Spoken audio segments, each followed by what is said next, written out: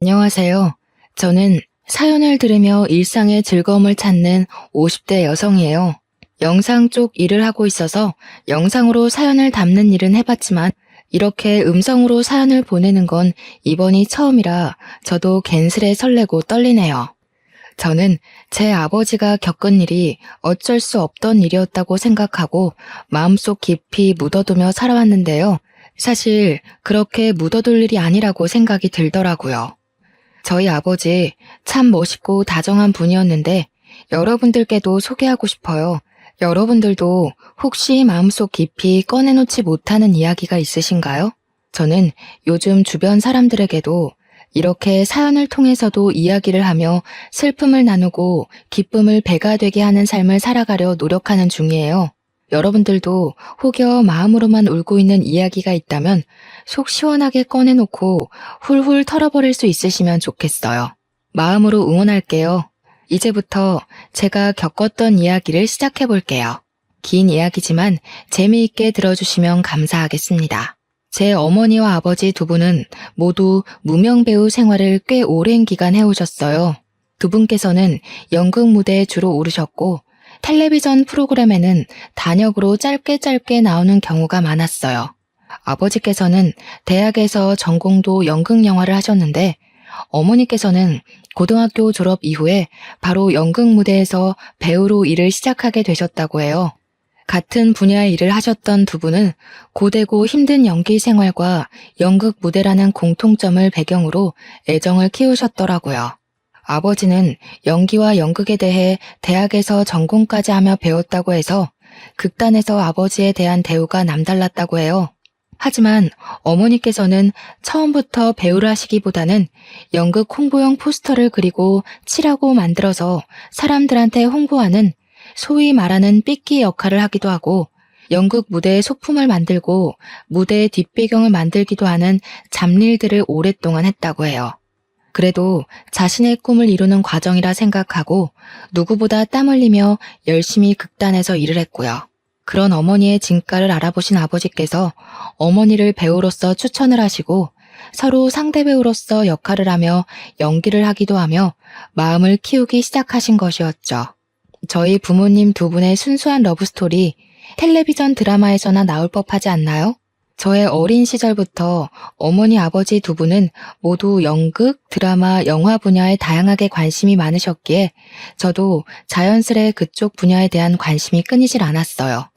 한마디로 연기에 일찍 눈을 뜨게 되었던 거죠. 하지만 제 관심과 열정에 부모님은 걱정을 하시더군요. 이 분야가 쉬운 분야가 아니라는 것을 몸소 겪으셨던 분들이셨고 사실 저도 부모님을 통해 보고 들어온 얘기들이 많아서 쉽지 않은 길이라는 것을 알고 있었어요. 그리고 저희 집 형편을 생각해봐도 그러했죠. 연예계는 한두 명의 소수나 스타만이 반짝 뜨고 그 외에 대다수 사람들은 먹고 살기도 참 팍팍하게 힘들다는 것을 직접 옆에서 보며 자라왔기 때문이에요.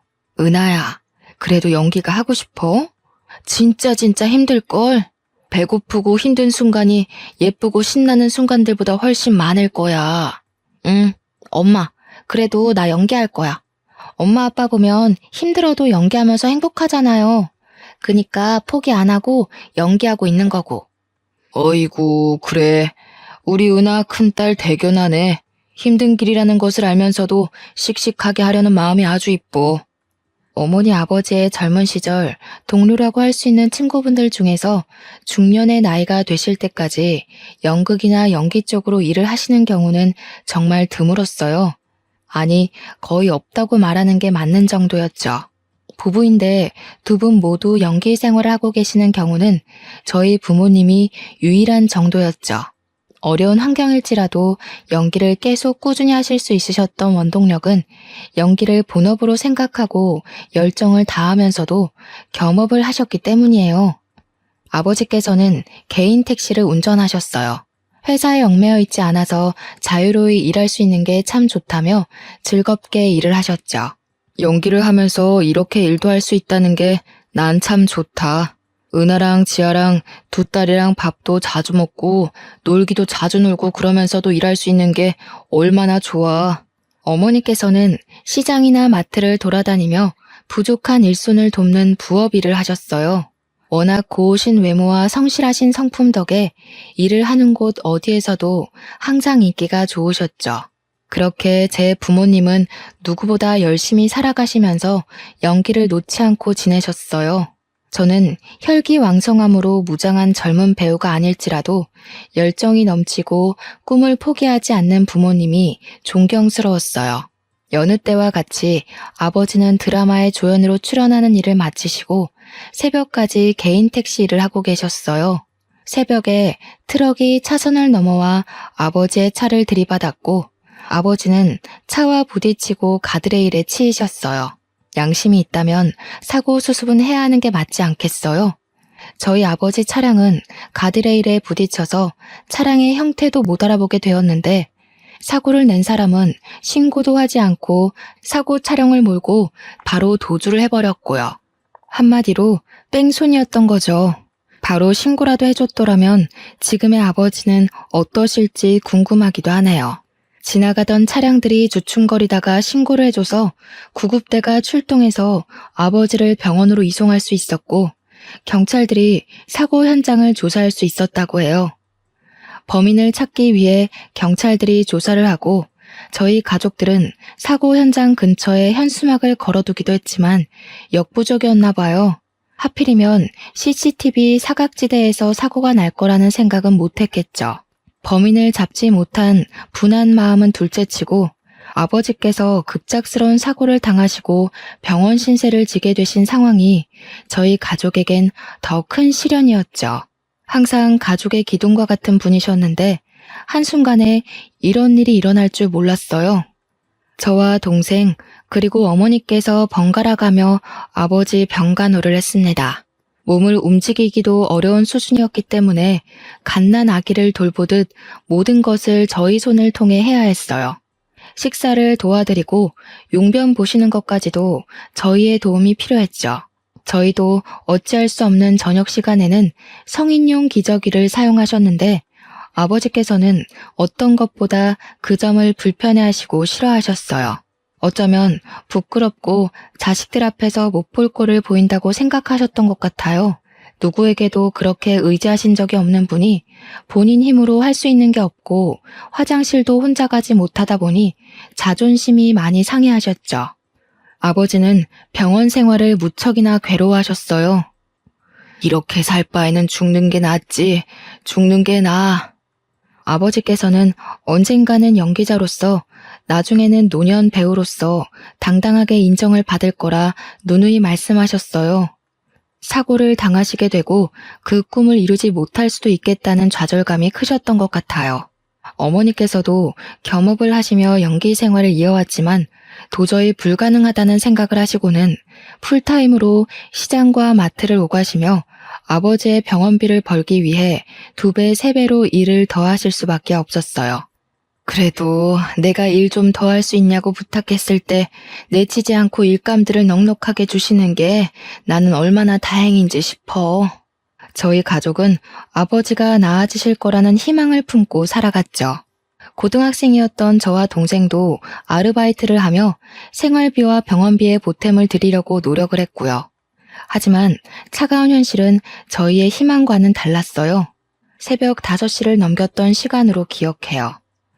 아버지가 계신 병원으로부터 전화가 왔어요. 요즘엔 보기 드문 집 전화로 전화가 걸려왔어요. 집안 전체를 울리는 새벽을 뒤흔드는 전화 벨소리였어요. 저에게는 아직도 새벽에 걸려오는 전화 벨소리는 악몽과 같아요. 김인철님 댁 되시죠? 전해드릴 소식이 있어서요. 병원에 빠르게 내원해 주셔야 할 것 같습니다. 무슨 일이죠? 김인철님께서 사망하셨습니다. 아버지께서는 그렇게도 싫어하시던 병원 생활을 하시다가 집에 한 번도 돌아오지 못하신 채 급성 폐혈증으로 돌아가시게 되었어요. 아무도 예상하지 못했던 일이었죠.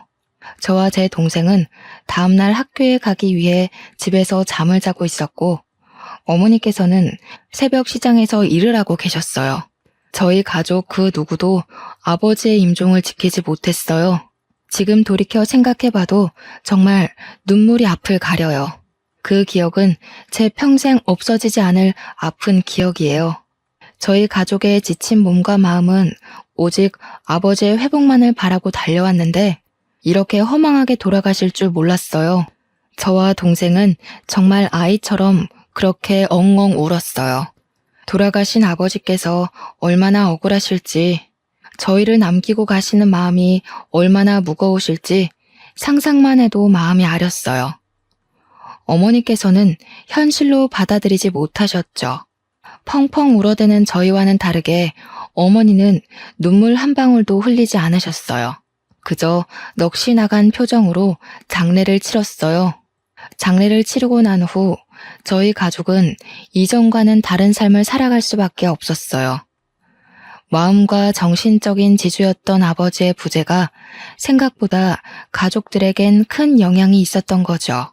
가난했지만 웃음이 끊이지 않았던 집의 분위기는 180도 변했어요. 하루하루 막막하게 느껴지는 그 무게감을 우리 가족 모두가 감당했어야 했기 때문이죠. 은하야, 어떻게 하니? 우리 어떻게 살아갈 수 있겠니? 막막하구나. 너희 아버지 없는 우리가 뭘 할 수 있겠니? 내가 더 잘할게, 엄마.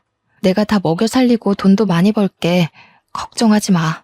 가족 모두가 이를 악물고 살아가게 된 계기가 되었어요. 저와 제 동생 아르바이트를 하면서도 누구보다 성실하게 학교 생활을 하며 대학 진학을 꿈꿨어요. 그렇게 저는 아버지의 못다 이룬 꿈을 이루고자 연극영화과로 대학 진학을 했죠. 4년 내내 연기도 해보고 연출도 해봤지만 생각보다 연기보다 연출이 저에게는 더 맞았어요. 그래서 오직 연기만 하겠다고 마음을 먹었다가 진로의 방향을 틀었죠. 저는 대학에서 배운 연극과 영화, 연출이 전부인 양 꿈에 부풀어 취직시장에 뛰어들었어요. 와, 정말 생각보다 어렵더라고요. 제 전공을 살려 취업을 하는 것이요.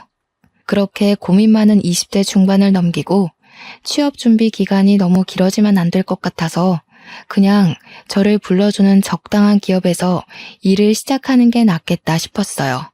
그렇게 일을 시작하게 되었죠. 첫 출근에서부터 제 꿈은 산산조각이 났었죠. 학교에서 배웠던 연출과는 생판 다른 노동이더라고요. 저는 영상회사에서 이렇게 다양한 일들을 하고 있는 줄 몰랐어요. 조연출 일부터 시작을 했는데 갖은 보조원 역할은 다 했어요. 무슨 커피 심부름은 매일같이 줄기차게 있는지 몸에 익다 보니 커피 심부름은 별것도 아닌 게 되더라고요. 그리고 엑셀 작업은 또 뭐 이렇게 많은지 컴퓨터로 처리해야 하는 일들이 이렇게 많을 수가 있나 싶었어요. 식사 영수증 관리에서부터 때로는 일손이 부족하다며 충무과에서 해야 하는 세금 관련 업무까지도 제가 하게 되었어요. 제가 원하던 일은 이런 게 아니었죠. 적어도 연출 전공을 살려서 아버지의 꿈을 뒤이어 이루겠다는 제 생각은 변함이 없었거든요. 아버지 어머니께서 연기를 하셨지만 저는 두 분의 진심 어린 연기를 어린 시절부터 봐왔기에 자신의 열정과 진심을 표현하는 연기자들, 사연들, 사람들을 영상으로 담고 싶어서 회사에 입사했는데 도대체 회사에서는 연출이나 연기와 관련된 업무는커녕 일부러 그러는 건지 다른 잡모들만 잔뜩 시키더군요. 하지만 저는 첫 술에 배부를 수 없는 거라 생각하고 저 스스로를 다지며 위로하며 일을 했어요. 이렇게 열심히 지내다 보면 제 진심을 알아주는 누군가가 있을 거라 생각했기 때문이죠. 저는 꼭 어머니 아버지 같은 진정한 배우를 모시고 영상에 담아내는 PD가 되고 싶었어요. 앞서 말한 것처럼 견디기 어려운 잡모들로 인한 스트레스가 엄청났다는 것은 사실이었네요. 정말 내가 원한 길이 이 길인가?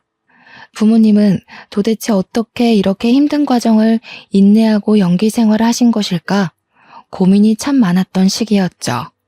지금에서야 돌이켜 생각해보면 영상회사에서 영상이 아닌 다른 분야의 일들에 대해 다양하게 배울 수 있는 기회였다고 생각을 하지만 당시만 해도 이렇게 쉽게 생각하기 어려운 상황이었어요.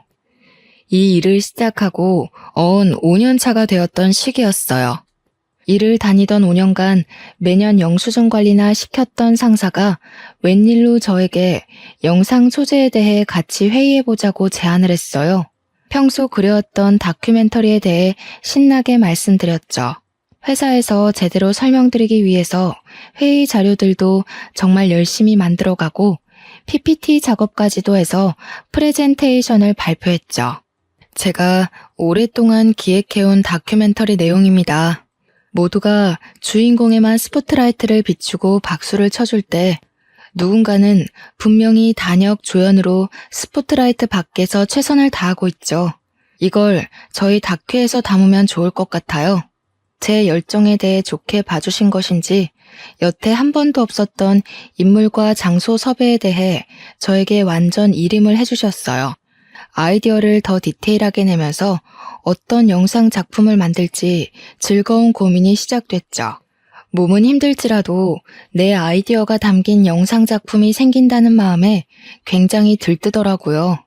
제가 어린 시절부터 꿈꾸듯 그려왔던 작품을 해야겠다 마음먹었어요. 무명 배우 단역으로서의 삶을 담은 다큐멘터리. 작품을 만들게 되었어요. 누구에게도 말씀드리지 않고 처음으로 엄마에게 출연이 가능하실지 제의를 드렸어요.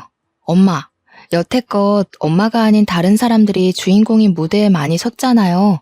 이번에는 엄마가 주인공인 무대 어때요? 내가 다큐멘터리 하나 만들게 되었는데 엄마가 주인공이었으면 해서. 어머, 너무 잘 됐다.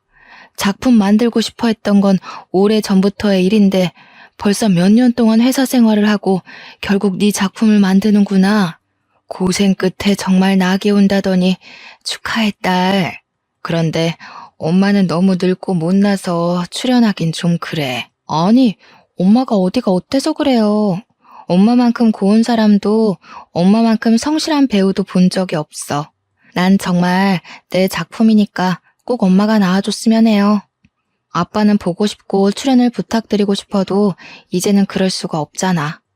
엄마가 꼭 주인공이 되어줘요. 어렵다는 엄마의 손사래에도 불구하고 저는 끈질기게 엄마를 설득했어요. 주인공이 엄마 혼자는 아니니까 너무 부담 갖지 않아도 된다는 점과 엄마의 진실한 이야기를 누군가에게 들려줄 수 있다는 것이 얼마나 큰 기회냐고 말씀드렸죠. 엄마는 생업이 바빠 연기 생활을 그만둔 지 오래라며 걱정하셨지만 어쩔 수 없이 그만뒀던 연기였기에 그만큼 연기에 대한 아쉬움이 남으시기도 하셨던 것 같아요. 결국 제 설득 끝에 출연을 하시기로 했죠. 엄마, 아버지 돌아가시고 연기 생활하고 싶어도 못했잖아요. 그 한을 좀 풀자. 우리 엄마 예쁜 얼굴 아깝단 말이야. 딸내미가 만드는 영상에 출연한다는 것도 얼마나 기분 좋은 일이야. 한번 나와줘요, 안배우님. 어머니를 필두로 다양한 단역 배우들을 섭외하고 다큐멘터리를 찍게 되었어요. 촬영 배경은 주로 대학로나 여의도였고요. 연극이나 방송을 짧게 하시는 경우가 많았고 대부분 사업을 하시거나 다른 일을 병행하면서 연기를 하셔서 양해를 구하며 촬영을 하게 되었죠. 아이고, 참 내가 뭐라고 이렇게 또 방송을 타게 해주나. 너무 고마워요. 촬영하시는 분들 고생이 많네요. 은하도 그렇고. 어머니가 주인공인 방송은 처음이시죠? 떨리실 것 같아요. 그래도 최대한 긴장 풀고 편히 말씀해 주세요. 인터뷰 형식으로 진행되다 보니 어렵지 않으실 거예요. 엄마가 겪어온 이야기, 연기에 대한 생각들 솔직하게만 이야기하시면 돼요. 저희 어머니는 주로 인터뷰 형식으로 촬영을 했어요. 이전에 어떤 사연이 있었는지를 말씀해 주셨죠. 어머니의 남편, 제 아버지와 연기로 만나고 사랑을 키워 아이들까지 낳아 키웠지만 허망한 사고로 먼저 이 세상을 떠났다는 이야기를 담았어요. 연기자에 대한 이야기인데 어머니의 사연이 사연인지라 뺑소니 사고에 대한 이야기를 길게 하시더라고요. 저도 방송을 통해 어떻게 해서든 범인을 찾고 싶었던 사심도 있었고요. 어떻게 CCTV도 제대로 없고 목격자 한 명도 없는 사고라는 것이 존재할 수 있는 것이고 그 사고의 당사자가 저희 아버지가 될 수 있는 것이었을까요? 그로 인해 목숨까지 잃게 되신 저희 아버지. 어머니께서 눈물을 억지로 눌러 참으시며 아버지 이야기를 꺼내시는데 저희 스태프 모두 눈물을 함께 훔칠 수밖에 없었어요. 그런 일이 있었던 건 몰랐어요. 은하 PD 고생 많았네요. 진짜 텔레비전에 나올 만한 사연인데요. 어떻게 뺑소니 범인을 못 잡을 수가 있지? 여태까지.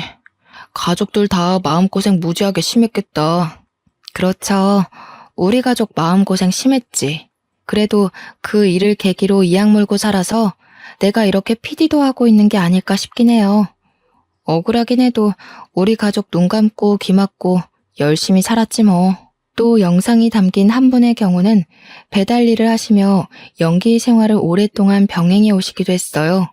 사실 배달 일을 하면 몸도 얼굴도 상하고 정말 필요한 일인데 연기에 대한 열정이 있어도 연기만으로는 도저히 월세만 해도 감당하기 어려울 정도였기 때문이라고 하셨죠. 저희 부모님 외에도 다양한 단역분들의 애환과 감동을 담은 다큐멘터리는 꽤 오랜 기간 시간이 걸려 최종적으로 완성이 되었어요. 영상으로 찍는 것도 오래 걸리지만 편집을 하고 컴퓨터 그래픽과 자막을 넣고 수정을 하고 완벽한 영상물을 만드는 데까지가 꽤 오랜 시간이 걸리는 작업이었죠. 이제 다큐멘터리를 방송에 내보내기 전에 마지막 관문이 남아 있었습니다. 영상이 방송을 타기 전에 대표님의 컨펌이 필요했던 것이죠. 그래서 영상을 대표님께 보여드렸습니다. 긴장되고 떨리는 순간이었죠. 혹여나 마음에 들지 않으신다는 말씀을 하시면 완성된 영상일지라도 방송에 나가지 못할 테니 말짱 도루묵일 테니 말이에요. 우리 진짜 그동안 고생했다. 이제 마지막으로 조금만 더 힘내서 일해봅시다. 대표님 컨펌만 떨어지면 끝이야 끝. 그러게요. 드디어 끝이라는 게 보이기는 하네요. 와, 진짜 고생했다 우리. 컨펌 잘 되면 좋겠어요, 진짜로. 대표님과 저 그리고 대표 스태프 몇 명이 함께 영상을 시청하며 최종 컨펌을 하는 시간이었습니다. 저는 입이 바싹바싹 마르더군요. 그렇게 긴장이 되던 것은 일을 하면서는 처음 있던 일이었죠. 갑자기 당황스러운 일이 벌어졌어요. 영상을 잘 보고 계시던 대표님이 오열을 하시는 상황이 생긴 거죠. 처음에는 당황한 표정을 감추지 못하셨는데 이내 눈물을 터뜨리시더라고요. 이게 무슨 상황인가 싶었죠. 저는 놀라서 입을 다물지 못했지만 대표님께 휴지를 내어드리며 조용히 괜찮으시냐고 영상에 문제가 많다고 생각이 드시냐고 여쭤보았어요. 대표님, 괜찮으세요? 무슨 일이신지 여쭤봐도 괜찮으실까요? 제 영상 감동적일 수는 있지만 대표님께서 오열하시면서까지 그렇게 얼만한 이야기는 아니었는데요. 아, 미안해요, 은하씨.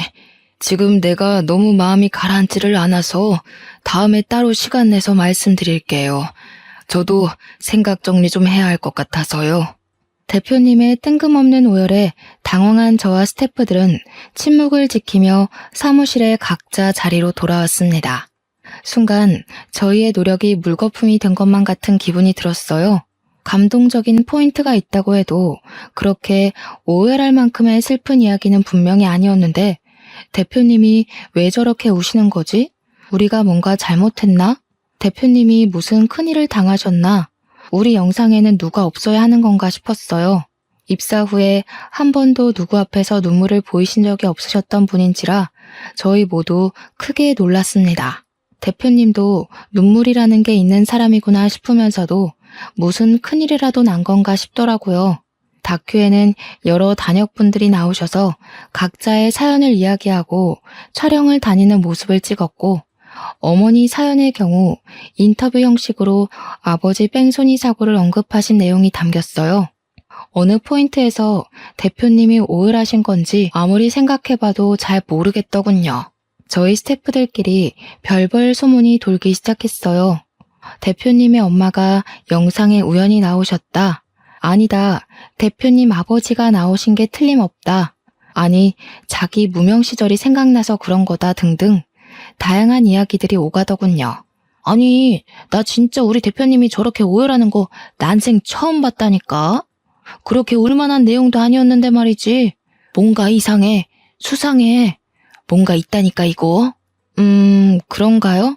저희가 뭔가 특이하거나 이상한 내용을 담은 건 아닌데 반응이 의외이긴 했어요.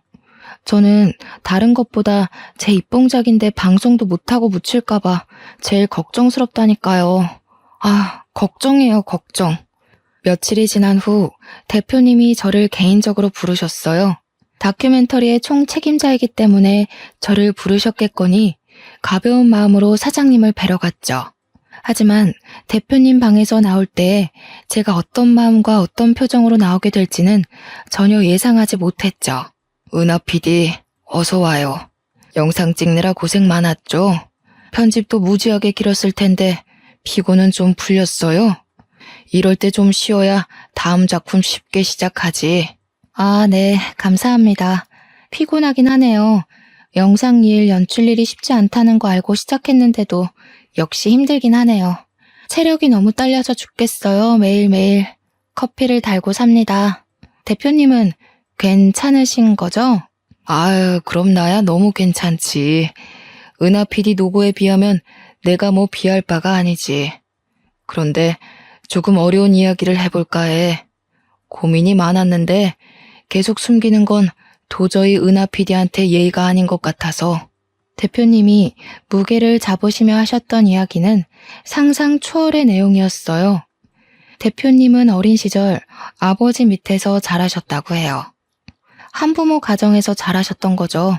어려운 환경 속에서 자라셨다며 한참을 뜸을 들이며 말씀하시더군요.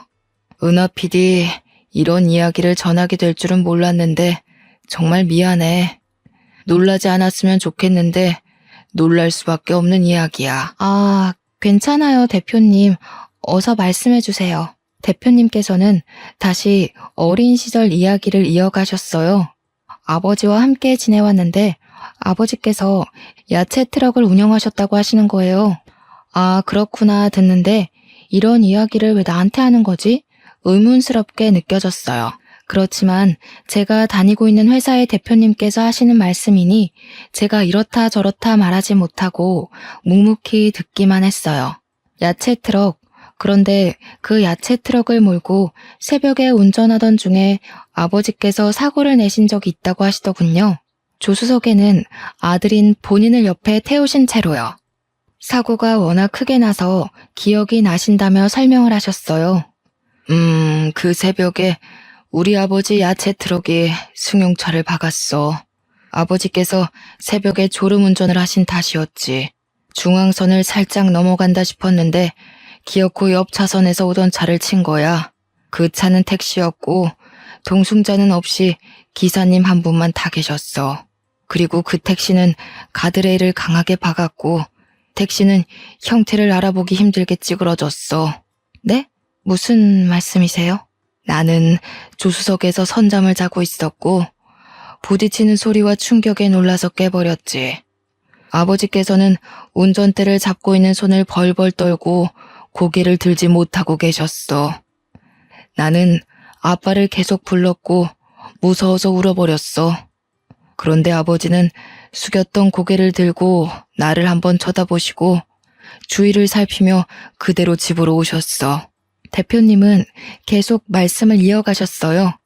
다큐멘터리에서 언급된 사고 현장은 아버지께서 자주 다니던 길이라 CCTV가 없었다는 것을 확실히 알고 계셨다고 해요. 하지만 아버지와 대표님이 보지 못한 목격자가 있을 수도 있을 거라는 생각은 있었고 언제든 아버지와 대표님께서 잡혀갈 수 있다는 죄책감이 있었다고 흐느끼셨어요.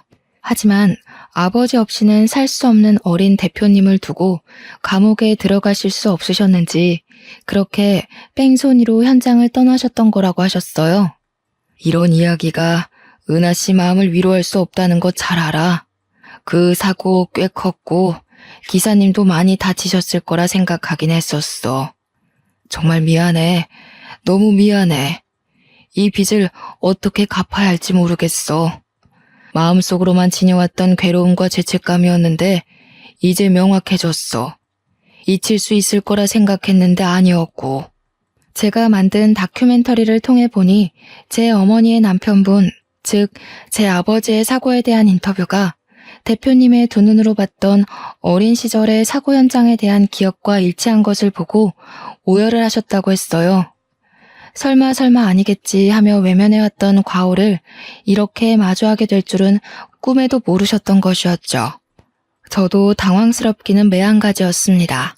대표님은 아버지의 상황에 대해 아시는 것이 없으셨겠지만 제 아버지는 이미 이 세상을 떠난 지 오랜 세월이 흘렀기 때문이죠. 그 세월 동안 저희 가족이 받았던 상처와 눈물은 어떻게 보상이 될지 머리가 새하얘졌습니다. 그렇게 오랫동안 찾아 헤매왔던 뺑소니 사고의 목격자가 여기 이렇게 제 눈앞에 버젓이 있다니요. 그런데 그 목격자가 뺑소니범의 아들이었고 사고에 대해서는 몇십 년간 침묵으로 일관해왔다니요.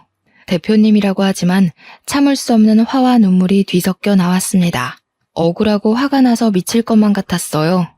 성실하고 다정했던 우리 아빠의 삶, 생명은 누가 어떻게 보상해주겠어요. 주변에서도 다들 사고당한 사람만 불쌍하다며 그렇게도 수군거렸는데 말이죠. 나라도 어렸어도 바로 신고를 했어야 하는데 정말 후회해. 정말 미안해. 끔찍하게 사죄해요, 은하씨. 대표님은 너무 미안해서 어찌할 바를 모르겠다며 제 두 손을 꼭 잡고 눈물을 주룩주룩 흘리셨어요. 아버지께서는 현재 나이가 노쇠하셔서 요양병원에 치매 환자로 입원해 계신다고 했어요.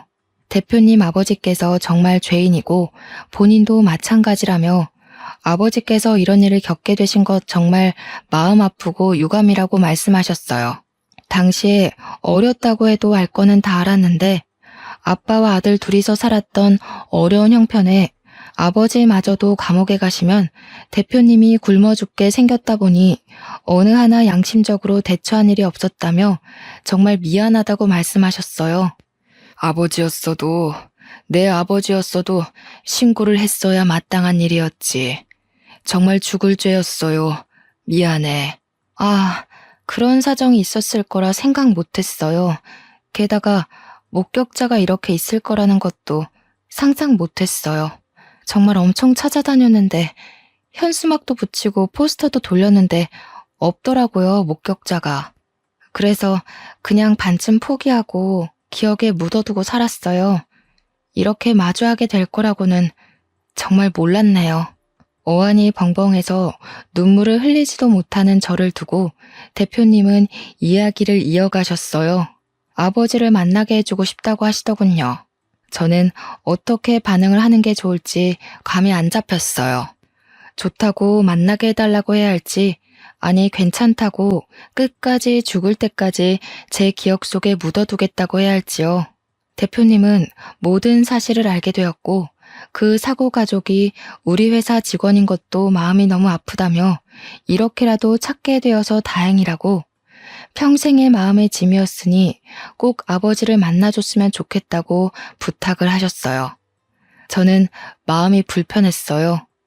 돌아가신 저희 아버지는 어떻게 하고 이렇게 쉽게 과거를 용서할 수 있을까 싶었죠. 하지만 상대는 회사의 대표님, 형편이 어려운 저는 대표님의 말씀에 네네 하며 오케이를 하고 말았네요. 약속한 시간은 금방도 찾아왔습니다. 몇 주 뒤에 잡아둔 면회 날짜가 이렇게 빨리 찾아올지 몰랐어요. 어머니와 동생에게 사실대로 이야기를 했다가는 정말 말 그대로 뒤집어지고 쓰러질 것만 같아서 우선 제가 먼저 대표님 아버지라는 분을 만나 뵙기로 했죠. 대표님의 차를 빌려 타고 함께 가는 길. 차 안의 고요한 침묵은 이상하리만치 현실감이 없었고 긴장감까지 맴돌았어요. 마치 전쟁에 나가는 병사들의 마음이 이랬을까 싶었어요. 가긴 가야 하는데 마주하긴 마주해야 하는데 뭘 어쩌지 싶은 마음에 정말 피하고 싶더군요. 그렇게 요양병원 앞에 도착을 했죠. 시간이 멈춰버렸으면 좋겠다는 생각밖에 들지 않았어요. 어린 시절부터 그려왔던 우리 아빠를 아프게 하고 죽게 만든 뺑소니범은 뿔 달리고 악마같이 생긴 나쁜 사람일 거라 생각했는데 그게 아닐 수도 있다는 가능성이 참 머릿속을 복잡하게 만들었어요. 은하 PD, 이쪽이야. 내가 앞장설게요. 아, 네. 요양병원이 익숙한 듯 앞장서시는 대표님의 등 뒤를 따라 저는 저벅저벅 걸어갔어요. 참 무거운 발걸음 오랜만이었네요. 어떤 이야기부터 시작해야 할지 원래 가해자를 찾게 되면 멱살잡이를 하겠다 마음먹고 살아왔는데 이렇게 만나게 될 줄은 몰랐죠. 멱살잡이는 어려울 것 같은데 그러면 어떻게 하지? 내 화와 분노와 억울함을 어떻게 표현을 해야 하지? 고민을 하며 병실로 걸어 들어갔어요. 아버지, 저희 기억 속에 가장 아픈 이야기를 해야 할 것 같아요. 이제는 분명히 마무리해야 할 것 같아서요. 이렇게 이야기를 하시며 대표님은 먼저 무릎을 꿇고 이야기를 시작하셨어요. 노쇠한 노인분이 침대에서 내려와 대표님과 함께 나란히 무릎을 꿇고 눈물을 흘리셨어요. 저는 제 사연을 이야기할 수밖에 없었죠. 어떻게 살아왔고 어떤 아빠였는지 갑자기 우리 곁을 떠나시게 되었는데 뺑소니 사고였고 목격자도 CCTV도 없어서 할 수 있는 일이 없었다는 것. 경찰 조사도 금세 끝나버리고 억울한 마음이 풀리기도 전에 당장 입에 풀칠하기도 바빠 일을 시작할 수밖에 없었다는 것을 이야기했어요. 어쨌든 저쨌든 우리가 어떤 이야기를 하고 슬퍼해도 저희 아버지는 이미 이 세상에 계시지 않아요. 우리 아빠 살려내요. 미안합니다. 죄송합니다. 입이 1000개 만개여도 부족해요. 경찰서 앞을 몇 번을 찾아갔는지 모르겠어요. 이 노인네가 갈 때가 다 돼서야 이렇게 마음을 전하네요. 부족한 인간이라 미안해요. 내가 그때 제대로 죗값을 치렀어야 하는 건데 정말 미안해요, 아가씨. 치매가 있다고 하셨는데 제가 전했던 이야기를 들으시고는 옛 기억이 떠오르셨는지 함께 눈물을 흘리시며 진심으로 참회를 하시더군요. 그때로 돌아갈 수는 없다는 것을 알지만 다시 돌아간다면 꼭 당신께서 감옥에 갔을 것이라며 그렇게 바로 경찰에 신고를 했더라면 아버지께서 덜 억울하셔서 돌아가시지는 않으셨을 수도 있을 거라는 이야기를 하셨어요. 말씀이라도 그렇게 따뜻하게 해주시는 게 감사하더군요. 평생을 증오하던 아빠를 죽인 범죄자란 사실이 믿기지 않게 그 진심이 담긴 한두 마디의 말이 사람 마음을 이렇게 어루만질 수도 있구나 싶었죠. 정말 내가 저승에 가서라도 죗값은 달게 받을 거야. 내가 그대들 가족들에게 몹쓸 짓을 했지. 내 새끼만 귀한 줄 알고 살면 뭐하나. 짐승만도 못한 거지. 전벌받고 이렇게 병원에 갇혀 송장처럼 죽은 것처럼 있는 거지. 아이처럼 엉엉 눈물을 흘리시는 모습에 마음이 울리더군요. 저희 아빠가 정말 안타깝고 억울하기도 하고 이 사과와 대화로 모든 것들이 해결되지는 않겠지만 작게나마 실마리가 보이는 듯했죠. 그동안 마음을 억눌러 오던 짐을 조금은 덜어놓은 것만 같았어요. 이후 제가 겪은 상황을 제 어머니와 동생에게 알렸고 정말 둘은 까무러치듯 놀라 자빠졌어요.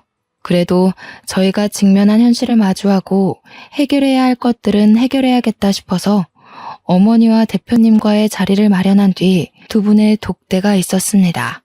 두 분만이 나눌 수 있는 이야기가 있었겠죠.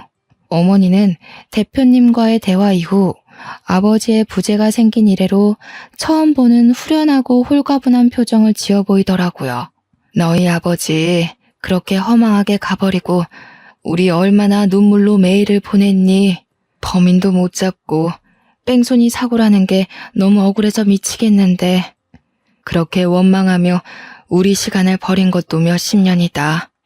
얘들아, 너희 대표라는 사람 대표님 아버지가 눈물로 싹싹 빌며 미안하다고 그렇게 우는데 나도 같이 울어버렸다. 어쩌겠니? 산 사람은 살아야지. 저도 그런 어머니를 보는 마음이 좋았고요. 어머니는 제가 생각했던 것보다도 훨씬 강한 여성이었더군요. 대표님과 대표님 아버지라는 사람들이 너무너무 밉고 죽을 만큼 싫었지만 이렇게 사정을 듣고 진심 어린 사과를 듣고 나니 산 사람은 또 살아가야 하는 것이 아니겠냐고 죽은 사람을 어떻게 되살릴 수는 없지 않겠냐며 더 이상 당신네 가족을 원망하지 않겠다며 대화가 끝났다고 했어요. 이후 대표님은 미안하고 사죄하는 마음 작게라도 표현하고 싶다며 엄마와 저에게 회사 주식을 증여해 주셨어요. 미안한 마음 어떻게 표현을 해야 할지 모르겠고 이걸로 되지 않을 거란 것도 너무 잘 알지만 제 작은 마음이니 꼭 받아주세요. 회사 주식인데 그래도 우리 회사 꽤 잘 나가거든요. 알죠? 은하 PD는 알 거야. 미안하고 고마워서 그래. 일개 회사원이었던 내가 갑자기 대주주가 되어버리는 상황이 만들어진 거죠. 회사는 제 생각보다 좋은 곳이었나 봐요. 이후로 쭉 승승장구하며 기업의 크기가 커지다가 대기업에 합병되어 운영이 되었고 저는 그 주식을 팔고 엄마와 동생과 함께 넉넉히 오붓하게 평화롭게 잘 살아가고 있어요. 이렇게 제 긴 이야기는 마무리가 됩니다. 연기하시는 부모님 밑에서 자라며 연기, 연극, 연출에 자연스럽게 관심을 가졌고 운이 좋게도 대학 졸업 후 바로 영상회사에 취업하게 되어 쪼들리는 생활비 걱정은 접어두고 살 수 있었는데 저를 뽑아준 회사 대표님께서 저희 아버지와 이렇게 관련이 있었던 사람이라고는 생각을 못했죠. 어떻게 생각하면 돌아가신 아버지께서 저를 끝까지 지켜주시고 도와주신 게 아닐까 싶어요. 그리고 억울하고 마음 아팠던 아버지에 대한 기억이 이제는 상처라기보단 아물어가는 흉터 같다는 생각이 들어요. 그 흉터를 돌아보면 불쌍한 우리 아빠 생각에 눈물이 앞을 가리지만 그래도 우리가 이렇게 살아갈 수 있는 이유는 아버지시고 우리가 이렇게 다시 잘 살아갈 수 있게 도와주신 분도 아버지라는 생각이 들어요. 아빠가 살아서 우리 가족과 함께 울고 웃을 수만 있으면 다른 소원이 없을 텐데 정말 이제는 아버지에 대해 제대로 작별 인사를 해야 할 때인 것만 같아요. 저의 사연은 이렇게 마무리하겠습니다. 긴 사연을 들어주신 여러분 정말로 감사합니다. 그리고 아버지에 대해 짧은 편지를 남길게요. 아버지, 항상 저희 곁에 함께 하신다는 거 잘 알고 있어요. 힘들 때마다 아버지 생각이 나지만 아버지를 생각하며 제 마음을 다잡을 수 있어요. 아빠, 너무 보고 싶어요. 하지만 저희 가족이 이 세상에서 행복하게 살아가는 것이 아버지한테는 가장 큰 바람일 거라는 생각이 들어요. 아빠, 제 아버지가 되어주셔서 감사해요. 다시 태어나도 아빠 딸이 되고 싶어요. 감사해요. 사랑해요.